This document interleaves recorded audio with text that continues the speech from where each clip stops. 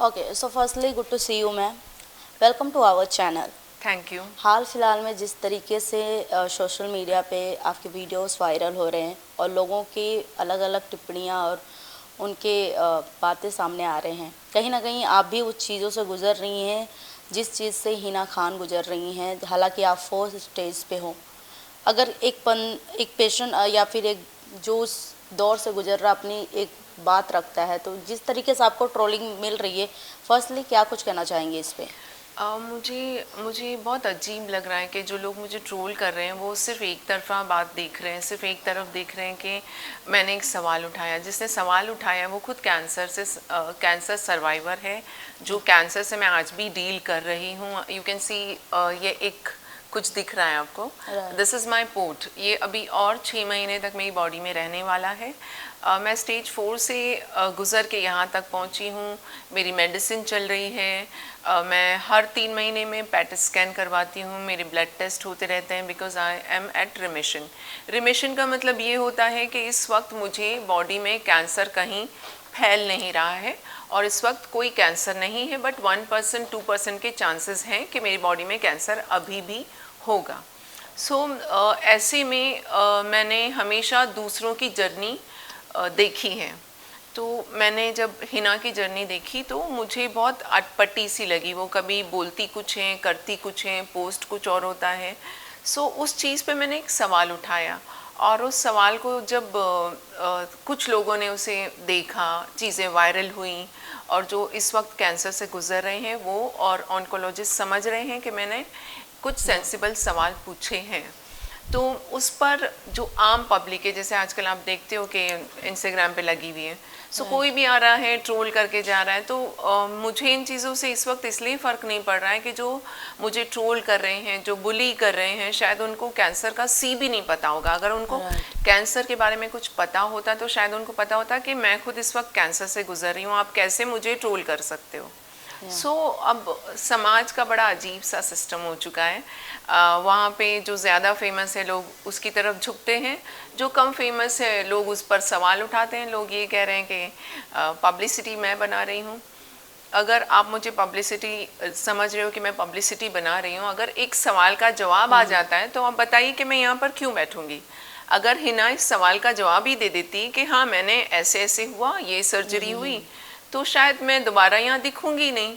मगर कहीं ना कहीं चीज़ों को हिना खींच रही है। तो जिस तरीके से जब हमें पता चला एज अ ऑडियंस कि हिना को कैंसर है और ना हम या फिर कह लें बॉलीवुड से लेकर टीवी इंडस्ट्री के लोग उन्हें सपोर्ट कर रहे हैं जो उन्हें जानते हैं। हाल ही में भी अंकिता लोखंडे की भी स्टेटस लोगों ने वायरल किया है, जिस तरीके से अभद्र चीज़ें वर्ड में उन्होंने आपसे बात की हैं, उसके ऊपर क्या कहना चाहेंगी, क्या टेक है आपका? मैं अंकिता लोखंडे से कहूँगी कि आपको जब नॉलेज नहीं है जिस चीज़ में, उसमें आप इतनी गिरी हुई लैंग्वेज में किसी से बात कैसे कर सकती हूँ। और मुझे जहाँ तक लग रहा है वो पब्लिसिटी के लिए बीच में घुसी हैं या पता नहीं किस लिए घुसी हैं। हो सकता है कि हिना ने उनसे कहा होगा कि मैं तो सामने नहीं आ सकती। ये बहुत सारे सवाल मेरे मन में हैं, लेकिन कहीं ना कहीं उन्होंने इस पछड़े में अपनी एंट्री कर ली है और मुझे मेरी थिंकिंग बहुत गिरी हुई है। मैं बहुत नीच तरह से सोच रही हूँ, उनका ये कहना है। किसी औरत की कैरेक्टर पे तुम कैसे उंगली उठा सकते हो? तुम्हें लग रहा है कि यार ये हिना को कैंसर है, उसका कैंसर बहुत महान हो गया और मेरा कैंसर बहुत ही गिरा हुआ हो गया। मतलब आप किस चीज़ में मुझे तोल रहे हो? आप कैसे कंपैरिजन कर सकते हो कि एक को कैंसर है, दूसरे ने अगर सवाल पूछा तो आपको बुरा लग गया? दो कैंसर पेशेंट्स हैं या दो कैंसर सर्वाइवर्स आपस में लड़ रहे हैं, झगड़ रहे हैं या जो कुछ भी हो रहा है, आप होते कौन हो बीच में बोलने वाले? अगर आप कोई ऑन्कोलॉजिस्ट हो, आप कोई डॉक्टर हो या फिर आप कोई नॉलेजेबल इंसान हो या कोई तीसरा कैंसर सर्वाइवर आता है और आके बोलता है कि नहीं नहीं ऐसा नहीं ऐसा है, तो मैं एक बार उस चीज़ को सीरियसली लूँगी, समझने की कोशिश करूँगी। मगर ये ऐसे ऐसे लोग उठ के आ रहे हैं जिनको कुछ पता नहीं है, बस आते हैं और अपना कुछ भी कमेंट करके चले जाते हैं। कैंसर के बारे में बात करें तो जब एक बंदे को कैंसर होता है, मैं आपसे जानना चाहूँगी क्या उसकी बॉडी इतनी एक्टिव रहती है कि वो अपने डेली रूटीन को सोशल मीडिया प्लेटफॉर्म पे बता सके या फिर उसके बारे में बता सकें? इतने जो पिक्चर पेश की गई है अभी तक, हिना ने अपने पोस्ट के ज़रिए दिखाया है कि बहुत जल्दी सब कुछ हो गया और बहुत जल्दी हील हो गई, तो ऐसा कुछ नहीं होता। कैंसर हमारी बॉडी में धीरे आता है, कभी कभी तेज़ी से बढ़ने लगता है, तो ये एक लंबा समय होता है। कैंसर ऐसा नहीं है कि हार्ट अटैक की तरह आया और ख़त्म, वैसा नहीं होता। तो जैसे कैंसर धीरे आता है वैसे उसका इलाज भी थोड़ा लंबा चलता है। एक साथ हम सारे कैंसर सेल्स को मारने के लिए जब कीमोथेरेपी बॉडी में जाती है तो उसके साथ साथ हमारे हेल्दी सेल्स भी किल होते हैं। तो जब हेल्दी सेल्स किल होते हैं तो उनका रिकवरी करना काफ़ी मुश्किल हो जाती है। जैसे जो सीवियर स्टेज के कैंसर पेशेंट्स होते हैं, जैसे मैं हूँ, तो कीमोथेरेपी, सर्जरी, रेडिएशन, फिर से कीमोथेरेपी, तो ये इतने सारे प्रोसीजर्स होने के बाद बॉडीली हम काफ़ी वीक हो जाते हैं और बॉडी अपने आप को रिकवर करने में काफ़ी टाइम लगा लेती है, बिकॉज रेडिएशन भी बॉडी से इजीली नहीं जाता है। और हार्ट, लंग्स, यहाँ तक कि किडनी प्लस लीवर, ये सब कहीं ना कहीं डैमेज होता है, लेकिन उसकी रिकवरी होती है। तो ये मेरे साथ भी हुआ है। जैसे मेरे लंग्स थोड़े डैमेज हुए थे, मेरी 2D इको की जाती थी बार बार, कीमोथेरेपी के बीच में ये चेक किया जाता था कि हार्ट कितने लेवल पे काम कर रहा है। अगर 50, एक बार ऐसा भी हुआ कि 50% काम करना शुरू किया, हार्ट उस लेवल पे आया, तो 1 महीने का गैप दिया हमने कीमोथेरेपी में। सो ये जो पूरे प्रोसीजर हैं ये आसान नहीं होते। तो जो आम लोग जानते नहीं हैं कैंसर के बारे में, उन्हें लगता है कि ठीक है कीमोथेरेपी हो गई, ये हो गया, वो हो गया, उनको लग रहा होगा कि शायद ये सब कुछ जेन्युइन है। लेकिन जो लोग कैंसर से गुजर रहे हैं वो ये देख पा रहे हैं कि हिना की रिकवरी बहुत फास्ट, बहुत क्विक, और फिर वो स्कूबा डाइविंग कर लेती हैं और वो स्लाइड कर रही हैं, और फिर वो कहीं बोलती हैं कि अरे मेरी सर्जरी में तो 8 घंटे लगने थे, 15 घंटे लग गए। भाई ये तो बता दो कि वो 15 घंटे वाली कौन सी सर्जरी थी, और अगर वो सर्जरी 15 घंटे चली तो आपने सर्जरी से निकलते ही कैसे आँख खोल के अपने लोगों के लिए स्माइल किया।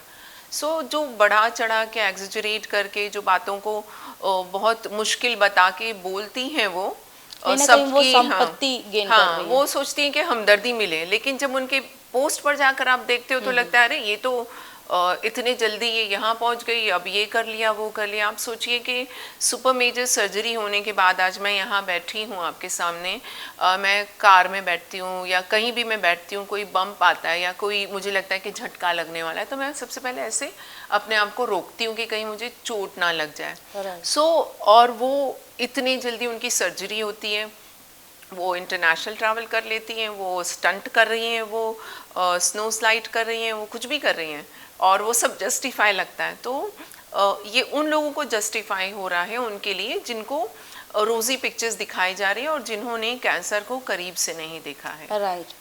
तो फिजिकली मुझे ये जानना है कि जिस तरीके से हिना ने अपने सारे घाव या कह लें एब्रोज के बाल चले गए हैं, पलक, एंड जिस तरीके से उनके बॉडी पे उन्होंने घाव दिखाया, क्या एक उनका एक रिपोर्ट माना जाएगा कि yes this is the report and you are जज for this pictures and all, क्योंकि उन्होंने अभी तक अपना रिपोर्ट नहीं दिखाया है और आई थिंक वो दिखाएंगी भी नहीं जहाँ तक हमें लगता है।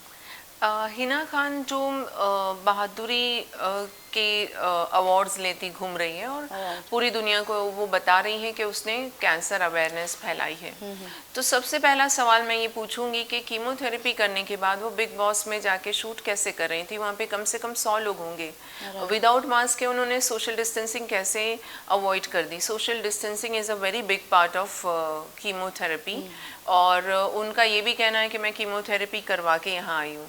सो आप ये समझ रहे हैं जो उनका मैसेज जा रहा है, एक आम जो पेशेंट है कीमोथेरेपी करवाने वाला, जिसे मैं थी, तो मुझे डॉक्टर ने कहा था कि you have to stay away from others so that you don't catch viral infection या कोई भी किसी भी तरह का इन्फेक्शन अगर तुम्हें होता है, so you will be in trouble.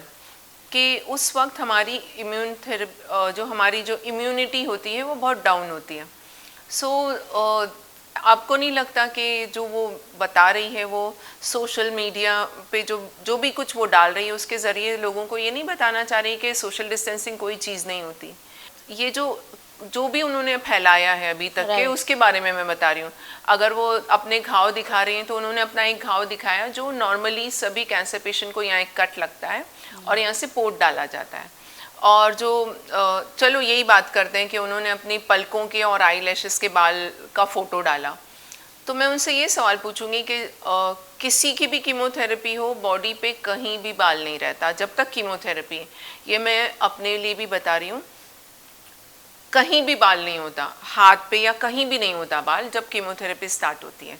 सो उन्होंने सिर्फ अपनी पलकों के बाल और अपने आईब्रोज के बाल दिखाए कि ये चले गए, उनके सर के बाल गए तो उन्होंने एक भी क्लीन शेव्ड एक भी फोटो नहीं डाला, क्योंकि वो अपने आप को ग्लैमराइज करके दिखा रही थी। वो हमेशा विग पहने रहती हैं, वो कभी ये नहीं दिखाती कि मेरा गंजा सर देखो, देखो मेरे साथ ऐसा हुआ है। अगर वो इस तरह के कोई सोशल मैसेजेस लोगों तक पहुंचा रही हैं, तो जो गरीब महिलाएं हैं जिनके पास विग्स खरीदने के लिए पैसे नहीं होते, वो अपने सर पे काले कपड़े और काला दुपट्टा और काला स्कार्फ पहनकर घूमती हैं। उनको पता होता है कि जब लोग उन्हें देखते हैं तो कहते हैं कि पता नहीं कहाँ से इसको श्राप लग गया या इसके कर्म में देखो इसके साथ ये हो गया। तो ऐसे लोगों के लिए आप क्या कर रही हो? आप पीछे चलते हैं, थोड़ा सा पीछे जाके देखते हैं। अभी फिलहाल कुछ समय पहले महिमा चौधरी को कैंसर आया था, उन्होंने अपना सर लोगों के सामने दिखाया कि मैं इस चीज़ से गुजरी हूँ और मेरे बाल झड़ गए, मेरे सारे बाल गए। आप देखोगे तो ताहिरा कश्यप है, सोनाली बेंद्रे है, यहाँ तक कि मनीषा कोइराला है। मेरे खुद के पिक्चर्स हैं। आई डोंट फील बैड कि लोग मेरे वो गंजे फोटो देखते हैं, मुझे नहीं फ़र्क पड़ता। मैं उसी तरह पूरी दुनिया में घूम कर आई हूँ जब तक मेरे सर पे बाल नहीं थे। ये मेरे बाल अभी 1.5 साल के बाल हैं। तो मैंने उस चीज़ को नॉर्मलाइज करने की कोशिश की। हिना खान क्या नॉर्मलाइज कर रही है आपको मैं बताती हूँ। वो ये कह रही है कि कीमोथेरेपी करो और आप काम पे लग जाओ। ये आसान नहीं होता। जो पेशेंट बहुत ज़्यादा सीवियर कंडीशन से हैं, उनके घर वालों को नहीं पता है। लोगों की आदत होती है कि वो फिल्म स्टार्स को और ऐसे लोगों को फॉलो करते हैं। तो अगर फॉर एग्जांपल कोई बहुत गरीब घर से छोटा इंसान जिसकी कीमोथेरेपी चल रही है, उसके घर वालों को लगेगा अच्छा हिना तो काम करने पहुंच गई थी, ये काम पे नहीं जा रहा, कितना प्रेशर आएगा, आप समझ रहे हो। तो कीमोथेरेपी के बाद जिनकी वो एग्जांपल दे रही है कि टाटा मेमोरियल हॉस्पिटल में लोगों को कीमोथेरेपी दी जाती है, वो वहाँ से निकलते हैं ट्रेन पकड़ के, बस पकड़ के घर जाते हैं और अपने गाँव में जाके खेती बाड़ी करते हैं। तो आप उस एग्जाम्पल में अगर अपने आप को मैच कर रही हो, तो मैं आपसे सबसे पहला सवाल ये पूछूंगी कि जब किसी औरत की सर्जरी होती है टाटा मेमोरियल हॉस्पिटल में, तो उसके ब्रेस्ट को रिकन्स्ट्रक्ट नहीं करते हैं, उसके ब्रेस्ट को पूरा कट करके बाहर निकाल देते हैं और फ्लैट चेस्टेड करके उसे घर भेज देते हैं, नेक्स्ट डे भेजते हैं। तो आप समझ सकते हो कि हम जैसे लोग 7-7 दिन हॉस्पिटल में एडमिट रहते हैं, लाखों के बिल देते हैं, तो हम अपने आप को उन पेशेंट से कंपेयर नहीं कर सकते। क्योंकि वहाँ पर इतना पेशेंट है जो बाहर फुटपाथ पर बैठकर वेट कर रहा है अपनी बारी आने का, तो उनको वो कैसे संभालेंगे। उनके लिए सिर्फ जान बचाना बहुत इम्पोर्टेंट होता है। तो आप जिस लेवल पे आप अपना इलाज करा रही हो, तो आप उसकी बात करो, ना कि आप उन लोगों की बात करो जिनके लिए सिर्फ जान बचना काफ़ी होता है। राखी सावंत का भी हाल फिलहाल में टिप्पणी आई हैं, और ये सब ऐसे लोग हैं ना जो अपनी इनकी खुद की माँ थी जो कैंसर से गुजर रही थी, और इसने उनके साथ अगर वक्त गुजारा होता ना तो इतनी घटिया बात मेरे साथ नहीं की होती।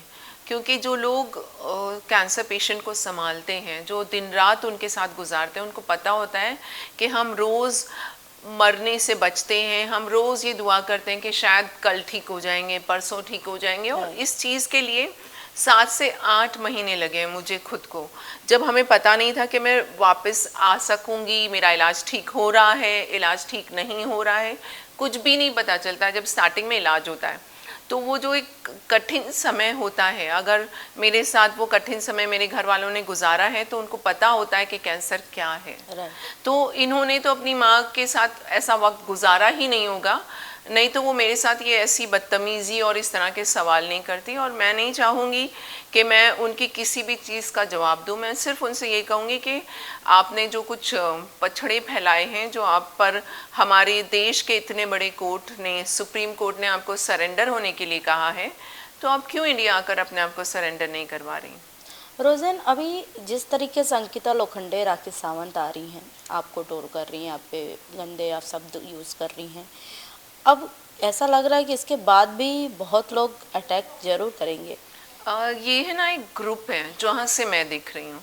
सो हिना ने एक स्ट्रैटेजी अपना ली है जो मुझे लग रहा है कि ये स्ट्रैटेजी है कि वो खुद पीछे हैं, चुप बैठी हैं, और उनके साइड से बहुत सारे लोग आ रहे हैं, और अभी ये सिर्फ 2 लोग आए हैं, इसके अलावा और भी बहुत लोग आने वाले हैं, जहाँ से मुझे पता चल रहा है कि ये और भी इस चीज़ को फैलना है, और भी लोग आएंगे, और भी लोग ट्रोल कर रहे हैं। मैंने एक वीडियो भी पोस्ट किया था कुछ दिनों पहले, मैंने बताया था कि मेरे वीडियोस को टीवी एक्ट्रेसेस के फैन पेजेस पर शेयर किया जाता है, मुझे बुली किया जाता है, मुझे ट्रोल किया जाता है। तो मुझे पता चल रहा है कि और भी कुछ टीवी की आर्टिस्ट हैं जो आएंगी। जिस तरीके से सलमान खान उन्हें सपोर्ट किया और उन्होंने नाम दिया उन्हें शेर खान का, और उस नाम को लेकर काफ़ी ज़्यादा वो सुर्खियाँ भी बटोरती हैं, आपको क्या लगता है अगर वो शेर खान रहती तो हर चीज़ को वो मुंह तोड़ जवाब देती? शेर खान का खिताब जिन्होंने दिया है, मुझे समझ ही नहीं आता कि शेर खान वाली कौन सी बात की।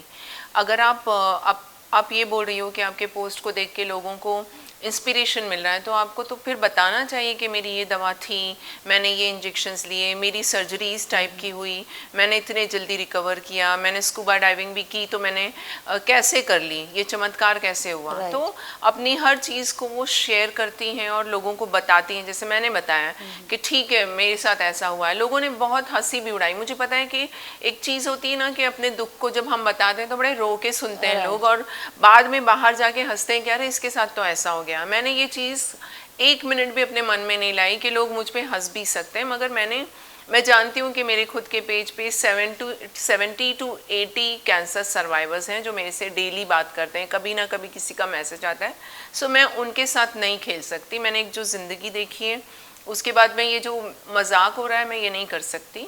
सो ठीक है, बाकी तो आप लोग देख ही रहे हो। रोज़न, आप भी बॉलीवुड से जुड़ी हुई हैं काफ़ी लंबे टाइम से, आपने अपनी करियर वहाँ से स्टार्ट किया है as a model, as a actor.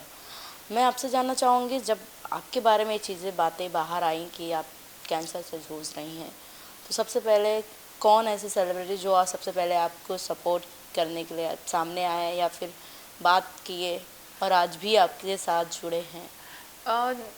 उस वक्त 2-3 एक्टर्स का मुझे मैसेज आया था। जैसे Nawazuddin Siddiqui is a family है वो मेरे लिए, मेरे घर जैसे हैं, तो उनका बीच बीच में मैसेज मुझे आ जाता था। पूछ लेते थे कि तुम्हारी कोई तबीयत ठीक है, नहीं है, कोई फाइनेंशियल चीज़ चाहिए, या तुम्हें किसी डॉक्टर के पास जाना है। उनके ब्रदर भी मेरे टच में हैं, वो भी मेरे से बताते रहते हैं, क्योंकि उनकी बहन, आप सब जानते होंगे कि उनकी बहन को कैंसर हुआ था और उनकी बहन की कैंसर से डेथ हो गई थी। So they were very much concern about me. उनको लग रहा था कि कहीं ये कैंसर को चेक करती रहो, कहीं ब्रेन में तो नहीं चला गया है। सो उन्होंने मुझे बहुत सारी चीज़ें बताई कि इस चीज़ का ध्यान रखो, ऐसा नहीं हो जाए तुम्हारे साथ, सो कीप चेकिंग योरसेल्फ। तो वो फैमिली मेरे साथ हमेशा जुड़ी हुई है और आज भी जुड़े हुए हैं। कोई भी बात होती है, कभी मुझे कोई डॉक्टर चेंज करना है या कभी कुछ और रहता है, तो मैं उनके टच में रहती हूँ। अभी भी आप अपने करियर को लेकर तैयार हैं? मुझे और टाइम लग जाएगा। मुझे लग रहा था कि मैं 1.5-2 साल में रिटर्न आ जाऊंगी, but it is a severe stage, तो मुझे थोड़ा सा टाइम और जाएगा। मेरी अभी भी मेडिसिन चल रही है, मेरे फेस पे बहुत स्वेलिंग होती है, मतलब मैं इस तरह के इंटरव्यू देती हूँ तो मैं बहुत कॉन्शियस होती हूँ, बट क्योंकि मुझे धीरे धीरे चीज़ों को नॉर्मलाइज करना है, मुझे बाहर निकलना है, मुझे काम भी करना है, तो मैं आके बैठ जाती हूँ आप लोगों के सामने। मैं इतनी मेडिसिन खा के बैठी होती हूँ कि मुझे पता होता है कि बहुत स्वेलिंग रहती है, बहुत वाटर रिटेंशन बहुत ज़्यादा है। तो बट ये है कि मेरे साथ कुछ लोग जुड़े हुए हैं, कुछ कैंसर सर्वाइवर्स हैं, मैंने कुछ कैंसर ग्रुप्स ज्वाइन किए हुए हैं सपोर्ट सिस्टम के, तो मैं उनके टच में रहती हूँ। जो जहाँ तक हो रहा है मैं अपना सोशल वर्क करती रहती हूँ, बीच बीच में कुछ काम आता है, इंस्टाग्राम पे मेरी ब्रांडिंग्स करती हूँ, मूवीज़ के प्रमोशंस करती हूँ, पेड प्रमोशंस, और ये सब करती रहती हूँ। और जब टाइम मिलता है तो मैं कॉमेडी लिखती हूँ। तो इन फ्यूचर क्या कॉमेडी कुछ लाने वाली हैं? हाँ, मैं कॉमेडी में मैंने काफ़ी काम किया है, और मैं थोड़ा सा सरकास्टिक लिखती हूँ, डार्क कॉमेडी।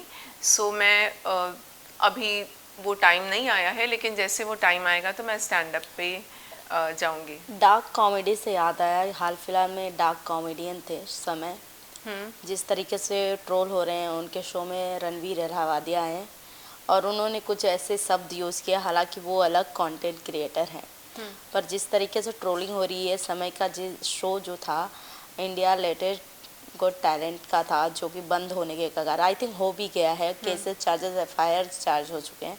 सो क्या लगता है डार्क जिस तरीके से, हालांकि आप देखी होंगी उनके रील्स वगैरह, तो आपका क्या ओपिनियन है ऐसे सब? उनकी जो उनके स्टैंड अप होते हैं उसमें गाली गलौज और अब्यूजिव लैंग्वेज बहुत ज़्यादा होती है। सो मेरा वो जॉनर नहीं है, मैं ऐसी चीज़ों को पसंद नहीं करती कि हम पैसे खर्च करेंगे 2000-3000 का हम टिकट लेते हैं और वहाँ जाकर हम गाली सुन रहे हैं। सो मैं उस तरह के कॉमेडी में बिलीव नहीं करती। हमारे बहुत सारे कॉमेडियन हुए हैं, राजू श्रीवास्तव हुए हैं, आप सभी जानते हैं कि बड़े बड़े कॉमेडियन हुए हैं जिन्होंने लोगों को हंसाया है बिना गाली दिए। सो मैं उसमें बिलीव करती हूँ। हाँ, छोटा मोटा कहीं कुछ अगर कुछ शब्दों का इस्तेमाल किया जा सकता है, लेकिन ये तो बहुत लिमिट क्रॉस कर चुके हैं। तो मुझे नहीं लगता कि ऐसे लोगों को एक और चांस दिया जाएगा। अगर सरकार ने कोई इसके खिलाफ एक्शन लिया है तो कुछ सोच समझ के लिया होगा, नहीं तो ऐसी चीज़ों को हम माफ़ कर देंगे और मूव ऑन कर जाएंगे तो ऐसी चीज़ें डेली बढ़ती चली जाएंगी। और हमारे हिंदुस्तान की एक सभ्यता है, एक हमारी यहाँ का ट्रेडिशन है, तो हम उसके हिसाब से हमारे लॉ एंड ऑर्डर्स भी चलते हैं, तो उनको याद रहना चाहिए। इनफैक्ट वो शायद जल्दी में जैसे वो सक्सेस उन्हें मिली तो शायद उनको समझ नहीं आया कि वो क्या कर रहे हैं। So he has to be very careful. जैसे वीर दास हैं, ही इज़ वंडरफुल कॉमेडियन। जैसे आजकल जाकिर खान है, ही इज़ वंडरफुल। सो गाली गलौज के बगैर भी लोग उनको देखते हैं, सुनते हैं। तो आप इस तरह के कंटेंट क्रिएट कीजिए जिससे लोगों तक खुशी पहुंचाई जाए, लोगों को हंसाया जाए, ना कि आप ऐसा कुछ करते करते आप खुद जेल में पहुंचने वाले हो। तो मैं आपसे जानना चाहूँगी मैम कि जिस तरह जब आप इस चीज़ों से गुजर रही थी, तो वो कौन था जो आपके वन डे से अब तक खड़ा है आपके साथ में सपोर्ट पिलर बनकर? मेरी सिस्टर्स हैं और मेरी ब्रदर हैं जो हमेशा से मेरे साथ हैं, आज भी मेरे साथ हैं, और उस कठिन वक्त में उन्होंने ही मुझे संभाला। इस पूरे दौर में मैंने सीखा कि हमारी फैमिली, हमारे घर वाले ये बहुत इम्पॉर्टेंट होते हैं, और हमारे कुछ दोस्त होते हैं जो हर वक्त हमें अच्छी सलाह देते हैं। So we all need good people around, और हर वक्त आपको बहुत कुछ सिखाता है, तो मैंने ये चीज़ें सीखी हैं। लास्टली क्या कुछ कहना चाहेंगे अपने ऑडियंस को जो आपसे प्यार करते हैं और आपको हमेशा देखना चाहते हैं? मैं उनसे कहूँगी कि ये जो जितने भी सेलिब्रिटीज़ हैं जो आजकल कैंसर के बारे में डाल रहे हैं, इनफैक्ट सेलिब्रिटीज़ के अलावा भी कुछ रील्स बहुत वायरल हो रही हैं जिसमें ये बताया जा रहा है कि नमक से कैंसर जाता है, गर्म पानी से कैंसर जाता है। तो ऐसी चीज़ों पर आप भरोसा ना करें, और कैंसर जैसी ख़तरनाक बीमारी हम सबके बीच आ गई है जिसके पेशेंट्स हर साल बढ़ते हैं। तो अगर ऐसा कुछ आप देखते हैं, इस तरह की कोई भी चीज़ें आपको नज़र आती हैं, तो मैं तो कहती हूँ कि आप मुझे भी कैंसर के लिए फॉलो मत कीजिए, मेरे कॉमेडी वीडियोस के लिए देखिए। और अगर आपको इस तरह की कोई बीमारी आपके आसपास में है तो आप अपने डॉक्टर को कांटेक्ट कीजिए, और किसी भी सेलिब्रिटी को बिल्कुल फॉलो मत कीजिए ऐसी डिज़ीज़ के लिए, क्योंकि सबका एक अपना अलग एजेंडा होता है। और आप मुझे फॉलो कर सकते हैं मेरे इंस्टाग्राम पे हंसी खुशी और अच्छी चीज़ों के लिए। Thank you so much ma'am, thank you.